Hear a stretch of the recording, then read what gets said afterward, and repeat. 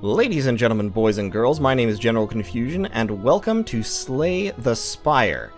This is a game you may have seen elsewhere on YouTube. There are a couple of other YouTubers who have been doing this game for a little while now. It's a little bit different from many of the games that I've done so far. It's a card-based roguelike. I would still categorize it as a strategy game, but it's not grand strategy in the way that Dominions or Masters of Magic is. I will, of course, still be doing plenty of them, but I've been doing really a lot of Dominions lately. I kind of wanted to break, try to do something else, and Slay the Spire is a game that I've been playing a lot of on my own, and that I really, really enjoy. As you can see here, it is still in early access, so a lot of things are changing, but that we'll talk about what's in the game and what is upcoming as we go. So, right at the moment, Slay the Spire is a game where you move between linked encounters, which can be combat or random events or shops. You try to climb to the top of an area, then you fight a boss, and then you start over again at the beginning of the next area. There are 3 total zones to go through before you reach the boss, each of which has unique combat encounters, unique random encounters, all kinds of cool little things going on. So we are going to jump straight into it. There is normally a tutorial, which I, of course, have already gone through. I have actually beaten this game exactly once with each of the available characters. That does not mean I'm going to beat it on screen, because I'm not that good at it yet. I certainly cannot guarantee victory. So there are 2 characters currently. The Ironclad, who, each of these has their own unique deck of cards. You have the Ironclad and the Silent, and they focus on different mechanics. And they have different cool things they can do. The Ironclad has more HP and starts with Burning Blood, so he heals 6 health at the end of every combat.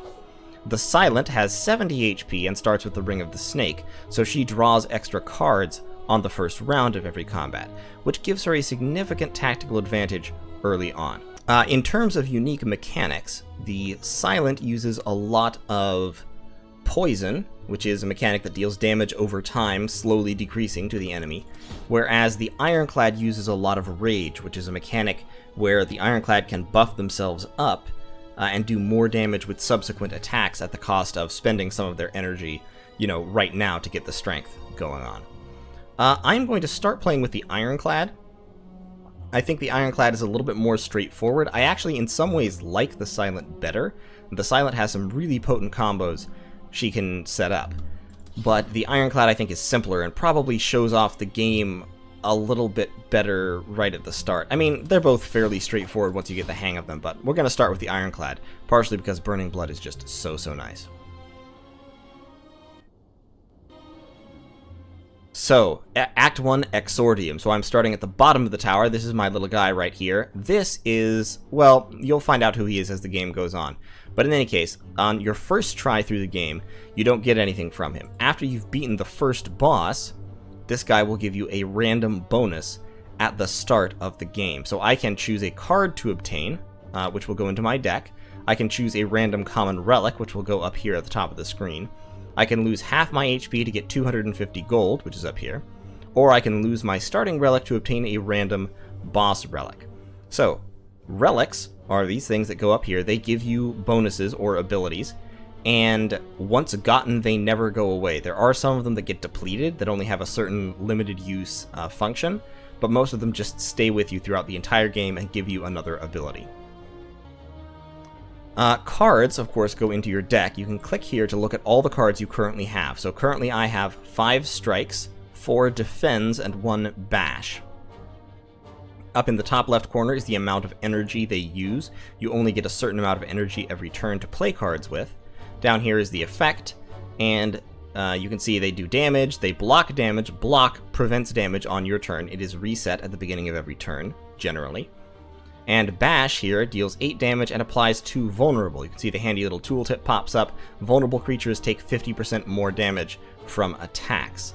So you can bash and then strike to deal a lot of damage, and then next turn, if you have a lot of strikes, you can attack. So you can set up combos that way by inflicting debuffs on your enemy, and of course by buffing yourself. I am going to pick a card, because setting up your deck, especially early, is a really big advantage. Random common relic might also be valuable, but I'm going to start with the card. So I get to pick from 3 cards. I can get Havoc, I can play the top card and exhaust it. Exhausted cards are removed for the rest of the combat. They are never shuffled back into your deck. I can exhaust all the non-attack cards in my hand to deal 16 damage, or I can take Shrug It Off, which is a block that also draws a card. I'm going to take Shrug It Off because card draw is super, super valuable in this game. So this is the map of my current area. We can scroll up and down, scroll all the way up to see. That's the boss. That's where I have to get. The legend pops up in the right-hand side. You can see these little faces are monster encounters. These are random encounters. You don't know what they are. And these are campfires where I can rest or where I can upgrade cards, which is very, very important. These are elite enemies who, instead of gold and cards, will drop relics. So they are also very valuable to defeat. And these are merchants, and these are treasures. Treasures have money, typically have relics. I think they always have relics. Everyone I've seen so far has had a relic in it. So you kind of have to plan which way you want to go based on what you want to accomplish. More campfires is very valuable because it gets you more HP back and or lets you upgrade more cards. More elites is valuable because while they are hard fights that will deplete your health, they do give you relics, and relics can be critically important to your card build. And shops are important because they give you options for picking up cards that you otherwise would not have been able to get.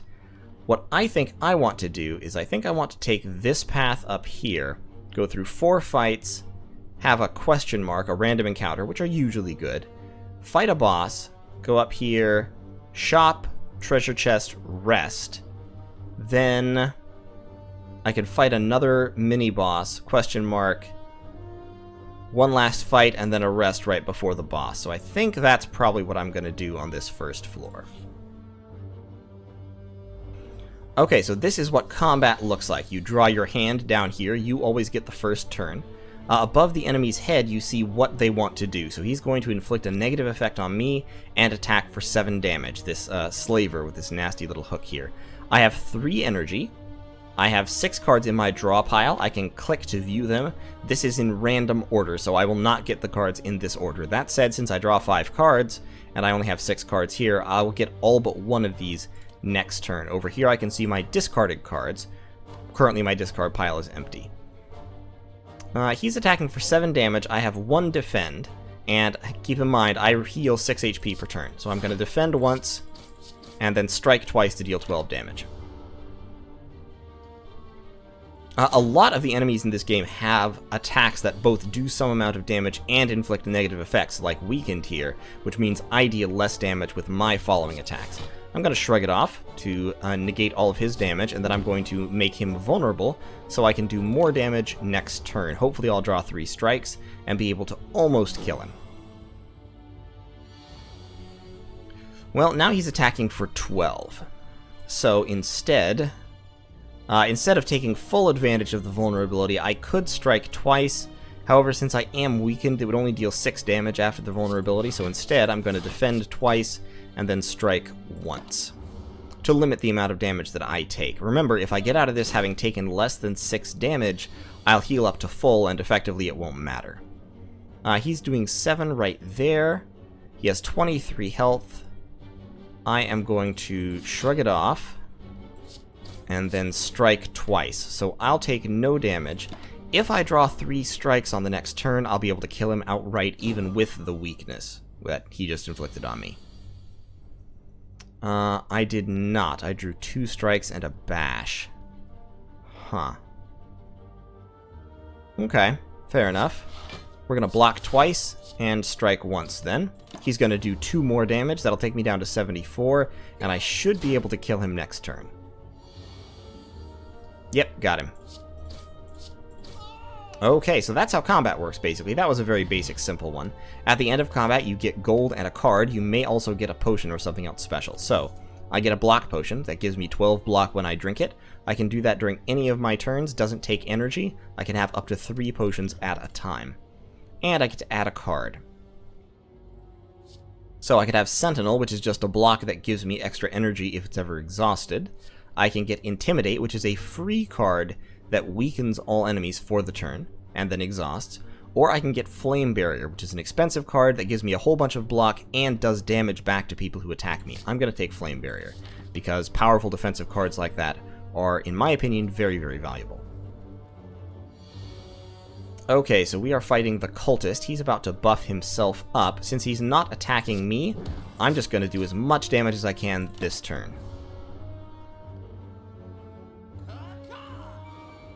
Pretty much every enemy in this game has a gimmick. So the cultist's gimmick is this ritual ability. So every turn he gains 3 strength, which means his attacks become 3 damage more powerful every single turn. What that means is you really, really want to kill him quickly. So I'm going to put up Flame Barrier so he'll hurt himself when he attacks me, and hit him one more time. He'll be down to 21 HP. This is going to take 2 more turns to finish him off. Now he's up to 9 damage, as you can see. So I am going to take some damage this turn. That's fine, I just need to hold the damage down. Once again, Burning Blood is really kind of keeping me going, because all that damage that I'm taking just isn't really relevant. So we're going to Flame Barrier up and strike, and he will kill himself attacking me. And there we go. Yep, your powers were matched, buddy. Sorry, the power of wearing a bird costume and waving your arms just isn't as great as you thought it was. Okay, so now we have a couple of cards to choose from that are pretty good. Shrug It Off is a great card because it gives you block and it's a draw. Heavy Blade is also a fantastic card. It is expensive, but strength affects Heavy Blade multiple times. So later on you get cards that can give you strength, and every point of strength that you have is tripled for the purposes of affecting Heavy Blade, which makes it really, really powerful later in the game. So I'm going to grab that. I don't have any strength cards yet, but I will. It doesn't actually matter which of these 2 paths we take. They both contain 2 fights and a question mark before we hit the mini-boss. I'll just take this one. Okay, so this question mark was a fight.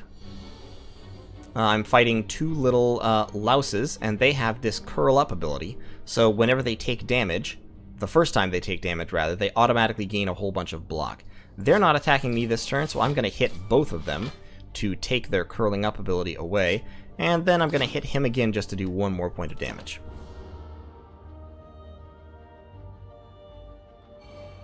Okay, so there's that strength mechanic. They are increasing their own attack damage by 3, which means it would be really nice if I could kill them off this turn.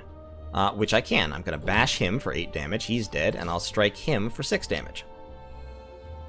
So, no damage, 20 gold, a potion, and a card. Pommel Strike is basically the equivalent of Shrug It Off, damage and a card. However, Metallicize is a fantastic power. Power cards get played, and once played, they are always in play for the rest of the combat. So once I play Metallicize, every turn, at the end of the turn, I will gain 3 block. So basically, I just negate 3 extra damage for free every turn. So I'm going to take Metallicize. Then we'll go over this way as discussed. Okay, so I've got a whole little passel of Angry Imps, and all of my cards are defensive at the moment. So we're going to Shrug It Off, we're going to Metallicize, that'll give me 11 block. I have 17 damage incoming. I could block almost all of it just by defending, but I also want to hit this Gremlin Wizard, so I am actually going to drink my block potion. One thing I would definitely recommend when you're playing games, use potions. Use them copiously. You can always get more. If a potion saves you from some damage, it was worth it, because your HP is your most valuable tool. So this guy is going to weaken me, I happen to know. This guy does more damage every time you hit him, which means you want to kill him in 1 or 2 hits. This guy charges up for a couple turns and then unleashes a really, really powerful attack. And this guy just stabs you a whole bunch. So I'm going to hit the wizard with my 1 attack for this turn.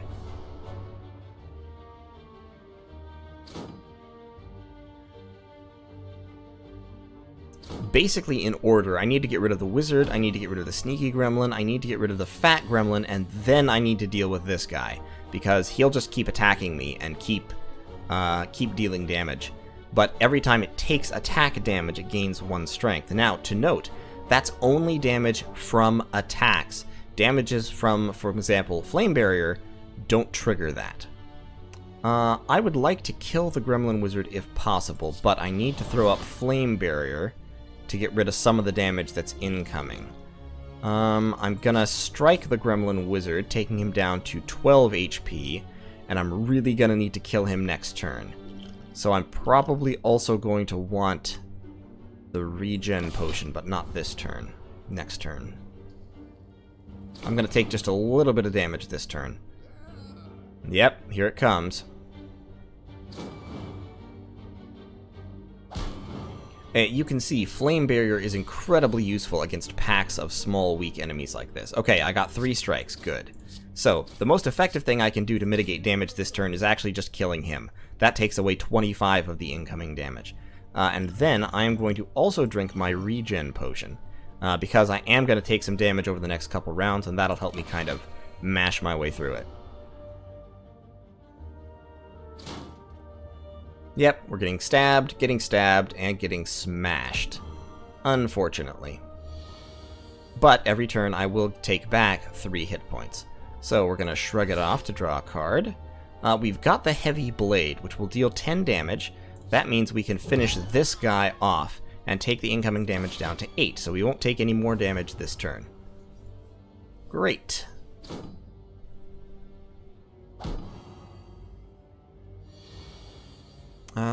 What can we do this time? Let's Flame Barrier up. And hit him. So he'll take another 4 damage from the Flame Barrier. We'll be able to finish him off next turn. And then we will focus the Mad Gremlin down in 1 turn if at all possible.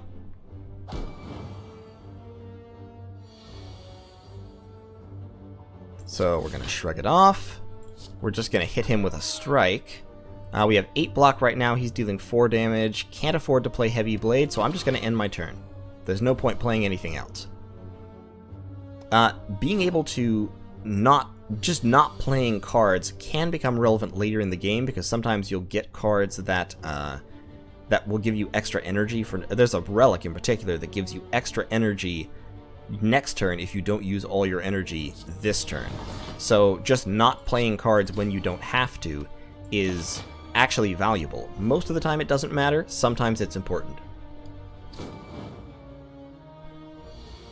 Okay, and you, my friend, are going to get Heavy Bladed. I love that little animation. The Heavy Blade animation is great. Okay, so Rage is also a very interesting card. Whenever I play an attack, I gain 4 block for 1 turn. This is a skill, which means it has a 1-turn effect, as opposed to powers, which have an all-battle effect. Burning Pact is also a pretty good card. It lets you exhaust cards to get cards you don't really want to draw again out of your deck, and then gives you 2-card draw. It's most useful when you have more energy. When you only have 3 energy, spending a third of your turn just drawing cards is a little bit tough. I think I'm going to take Rage this time. So as you can see, what your build will be is sort of randomly determined by what cards you actually manage to draw. So right now I've got my basic strikes and defends. I've got Bash, I've got a couple of defensive cards, and I've got Rage as well as Heavy Blade. So I'm starting to lean towards a really defensive heavy build. I've got Flame Barrier, I've got Shrug It Off, I've got Rage and Metallicize. If I could get some strength cards, then I'd be looking at a deck that focuses on mainly playing defensive cards and buffing until we can hit someone with the Heavy Blade for like 60 or 70 points of damage. This turn, I only have 1 defend, so I am going to play Rage to give myself 4 block every time I attack. And then I think I'm actually going to kill him with the Heavy Blade. Here's the logic. Killing him removes 7 damage. It also gives me 4 block. That's a total swing of 11 damage, whereas I could use 2 strikes to deal damage to a couple of different louses, but I would still be taking all this damage incoming, and that would only give me 8 block. So this, mathematically, ends up with me taking the least damage. I take 6 points of damage this round. If I can avoid taking further damage, I'll heal that all back with Burning Blade at the end of the combat. They are both attacking this turn. We'll throw up Flame Barrier, that will stop them, and then we'll strike you.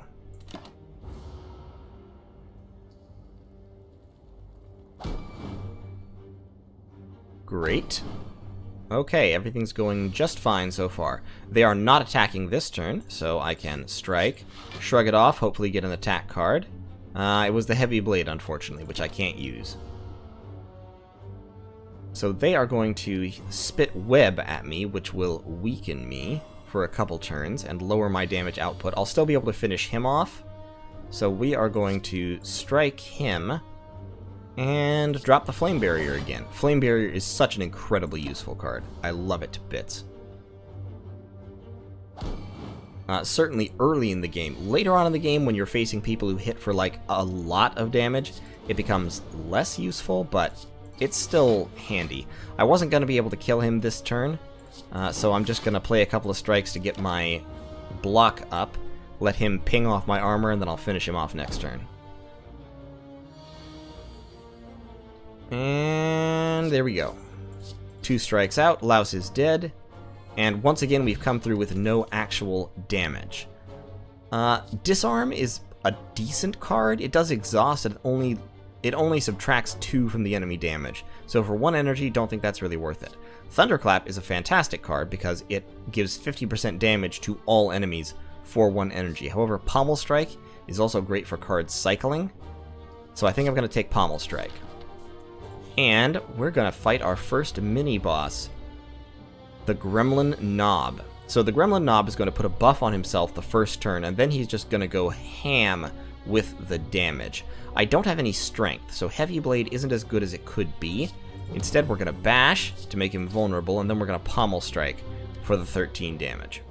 We may have to use our Dexterity Potion to get out of this without taking more damage than we can help.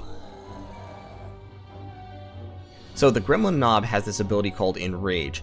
Anytime I play a skill, he gains 2 strength. So every time I defend, his attacks get more powerful, both for that turn and for every turn after that. What that means is, it's actually more in my interest to just suck the damage up and kill him as quickly as possible. Helped by the fact, of course, that I just drew a handful of nothing but strikes.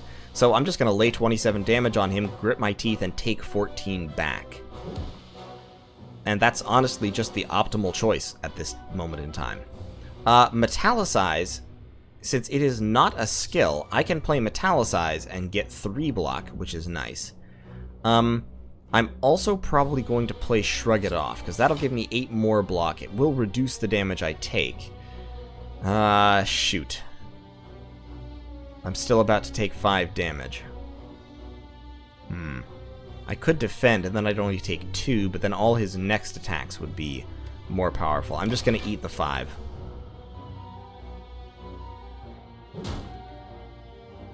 You almost never will get out of a Gremlin Knob fight without taking a bunch of damage. He is about to inflict a negative effect on me. I am going to throw up Flame Barrier to deal some damage back to him and then drop the strike. So he'll be down to 28 after he hits me with the Skull Bash. That does make me vulnerable, which makes me take a whole lot more damage. It would be really, really nice if I could kill him this turn. I don't think I can. Let's Pommel Strike. I can Heavy Blade him. He's going to hit me for 24. Let's drink the Dexterity Potion. Defend. Now he's going to hit me for 20, which is better. And we'll get him next turn. Unless everything goes wrong and I draw nothing but defends. Ow. That was painful. Everything went wrong and I drew nothing but defends. So we are just going to mitigate as much of this as we can. And take another weapon. I should have just gone in with the attacks. Okay, he's only got 9 health. So we're just going to put him down this turn. However, we took a bunch of damage.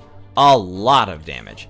When you beat him, however, you do get a relic. That's not a very good relic, but it is a relic nonetheless. Twin Strike is very useful when comboed with Strength, because Strength affects each of those 2 hits individually, so it effectively applies twice to Twin Strike. However, I'm going to go with Pommel Strike for the card cycling. And then... yeah, let's go up this way. Okay, random event. So, as you come to a dead end and begin to turn around, walls slam down from the ceiling, trapping you. I like the vibrating text, by the way. It's a very nice effect. 3 faces materialize from the walls and speak. Forget what you know and I'll let you go. I require change to see a new space. If you want to pass me, then you must grow. So, this is a good random event. I can either remove a card, transform a card into something random, or upgrade a card. I'm going to upgrade a card because that is controllable. And I am going to upgrade Flame Barrier to gain 16 block, 8 block per energy, which is highly effective, and deal 6 damage back. And then we're going to go into the shoppy. So the shop is this guy. He has a rug, he sells cards. He's pretty cool. You can remove cards at the shop, and I highly recommend you do, because your basic cards that you start out with are not very efficient. 1 energy for 6 damage or 1 energy for 5 block is, not very impressive. I mean, compare Defend to Shrug It Off, which gives you more block and draws a card. Or compare Strike to Heavy Blade, which does more than twice as much damage for twice the energy, and also has a special effect. Or Pommel Strike, which deals 50% extra damage and draws a card. So removing those cards is a good idea. That said, this gets more expensive every time you do it, so you may want to save it for when you get outright negative cards in your deck. I am going to spend my money buying... Perfected Strike is a pretty decent card. Since I have 5 other strikes, it would deal 16 damage, which isn't bad. But instead, I think I'm going to buy another Flame Barrier. I could buy some potions. Or I could buy Shrug It Off, which is on sale. I'm going to buy Shrug It Off, and then I'm going to remove a Defend. Since I just bought 2 defensive cards, I feel good about taking out one of my inefficient old defensive cards. Okay, and now we're going to pick up a treasure. The Oddly Smooth Stone. So at the start of each combat, we gain 1 dexterity for free. Dexterity is just like strength, but for block. So this increases our block by 1 for every point of dexterity we have. Now, let's go to the fire.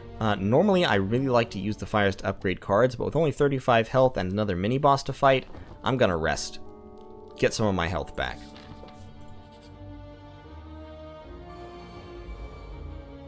So yeah, I really enjoy this game. It just kind of, I don't know, it speaks to me. It's interesting figuring out all the different strategies and stuff that you have to follow in order to get as far as you possibly can. I beat this game for the first time just a few days ago, and I was ecstatic. I was so happy with myself. We're going to drop Flame Barrier to block all that nasty damage. Put another strike on him. It's also, I really enjoy the artwork and the production values that have gone into the game. I mean, it's a really well done game, which I really approve of. We are going to kill him with a strike that will make me vulnerable for 2 turns, and then we're going to drop the Heavy Blade on him. And the fact that he's growing doesn't bother me because, yes, we're going to kill him this turn. Excellent. And we got a Fire Potion to deal 20 damage on demand. Pummel is another card that stacks fantastically with Strength, because of course Strength affects it 4 times over. It does, however, exhaust. So basic Pummel, not efficient, only becomes effective when you have Strength. I'm almost certainly going to get some Strength cards at some point. I mean, I hope. So taking Pummel wouldn't be a bad idea. Another Heavy Blade also wouldn't be a bad idea. I'm going to take Pummel. Some cards have effects that trigger per hit, which can be very useful. Oh, this guy. Okay, so this guy's shtick is he starts asleep, and while he's asleep, he has 8 points of Metallicize. So what you want to do, basically, is on the turn you wake him up, you want to deal as much damage as humanly possible. So we're going to Pommel Strike, that wakes him up. He's stunned for this turn. And then we're going to drop the Heavy Blade, just to start things off right. We're also going to throw the Fire Potion at him, because I hate this guy, and I don't want to fight him longer than necessary. Unfortunately, we're about to discard Flame Barrier Plus, so it'll be a couple turns before that comes back around.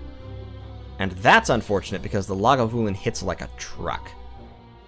Yeah, he's got 18 damage incoming. Let's I'm just going to have to eat some of the damage. We're going to Rage, Pommel Strike. Oh, come on now. And Strike. Okay. And we're going to eat 10 damage here, but we've already got him down to about half health.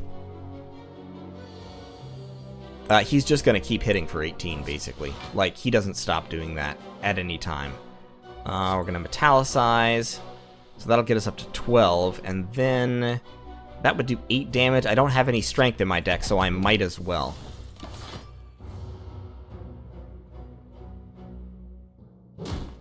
A lot of the mini-bosses are this way. They are going to hurt you. There's nothing you can do about it.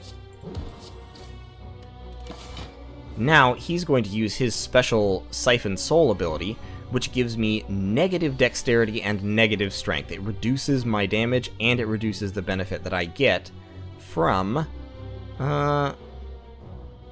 block cards. So we're going to do that. And then Rage and Strike. So that'll put me up to 15. I'll take almost no damage this turn. I mean, 3 points of damage isn't none, but that helps. Every little bit helps. He's got 27 health. Ooh. Let's drop the Flame Barrier. Yes, please. This is why Flame Barrier is so very, very useful.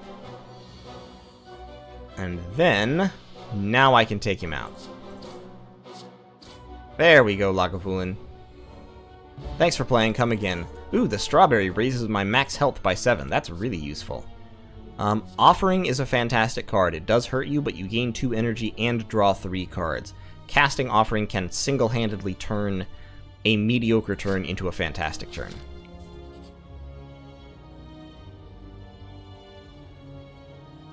Okay, so I can either gain gold or I can pay 7 health to remove a card from my deck. I'm going to pay the health to remove a basic strike. Then I have one more fight. I did that because I have a campfire coming right up, so if I need to rest, I can. So we're coming up against a Slaver and a Spike Slime. We're going to Metallicize. We're going to Shrug it off. We're going to spend this turn just kind of avoiding damage. Actually, I'm going to cast Offering. That gives me 3 energy back. So then, right now I'm going to have 12 block. So I'll block all but 1 damage. I'm going to go in on the Spike Slime, I think, just to hurt him. Yeah, he's down to 6 health. I'll be able to finish him off next turn. No problem.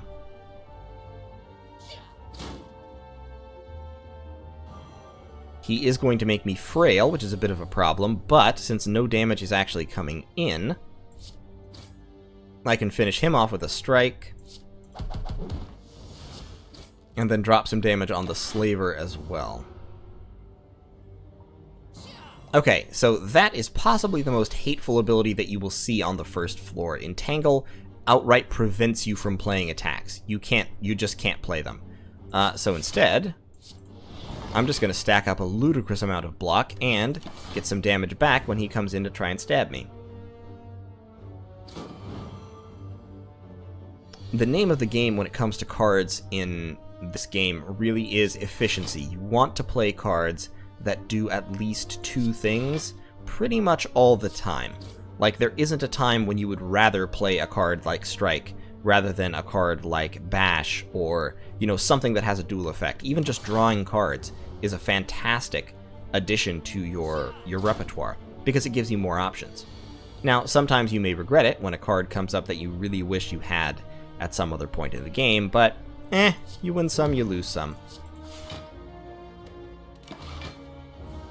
And if nothing else, cycling through your deck faster helps your powerful cards come up more often, which is very useful because, of course, every time your deck empties out, you shuffle your discard pile back into it. So if I'm drawing an extra 2 or 3 cards per turn, my deck cycles through faster, and the cards that I really want will pop up again and again and again.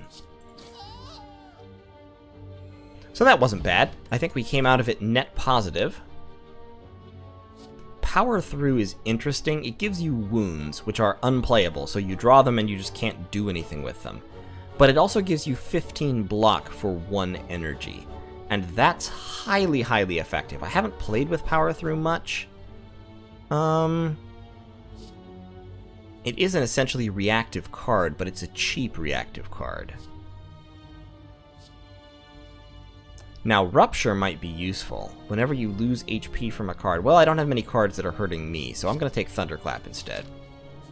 Alright, we're going to go up here. We are going to rest before we go into the boss, because I don't know... There are several random bosses that it picks from at every level. I don't know which one it is, and some of them would definitely require me to be close to max health. Unfortunately, this means that I'm going in with literally no upgraded cards. Okay, so we are fighting the Guardian. The Guardian's going to spend his first turn, blocking and buffing, so I only need to worry about dealing damage. It's unfortunate that I didn't really draw any damage-dealing cards. Keep track of this counter down here, the mode shift. After he takes a certain amount of damage, he shifts to a defensive mode, where his attacks are quite weak, but he deals damage back to you every time you hit him. So the strategy is, while he's charging up, you need to be able to deal enough damage to force him into defensive mode before he hits you with the Humdinger. I probably can't do that. I can Thunderclap, which makes him vulnerable, so he'll take damage and a half. But that's still only 13. Well, actually I can. Okay, there. See, I forced him into defensive mode, which canceled his big attack. So he is going to buff himself with the spiky hide or whatever it is. He has 20 block for this first turn. So yeah, Sharp Hide gives him... whenever I play an attack, I just take 3 damage from him. So I'm going to take this time to get my defenses in order. I'm just going to buff up and start card cycling. Ideally, during these turns, I would get... Yes, that. I would get Flame Barrier. I don't really want to play Offering right now, because I don't really want to attack him. Actually, I take that back. I do want to play Offering, because, assuming I can get my block up just a little bit, I can play Rage, which gives me 4 block every time I attack. So I'll take 3 damage, but gain 4 block when I play Heavy Blade, and drop some extra damage on him. He's about to hit me twice, which means he's going to take 12 damage from Flame Barrier. Yeah, Flame Barrier is really, really good. He's now going to hit me 5 times for 4 damage each time. I can stop that if I can deal 40 damage this turn, which I don't think I can. So let's shrug it off, and Flame Barrier. Excellent. That was exactly what I was hoping for. Now he's going to do 20 damage to himself. Or actually 16 damage. Still, lots and lots of damage. More damage than almost as much damage as I could have done in the first place. Let's Pommel Strike, and Strike, and Strike. So now he's almost down to his defensive mode, which is great. That's exactly where I want to be at the end of the turn. Because it means I can very easily bust through that and stop his big hit from hitting me. Unless I draw no attack cards. That's always a possibility. That would suck. Okay, well, let's Flame Barrier. That'll get me 20. That'll get me 26. Okay, I'll only take a little bit of damage.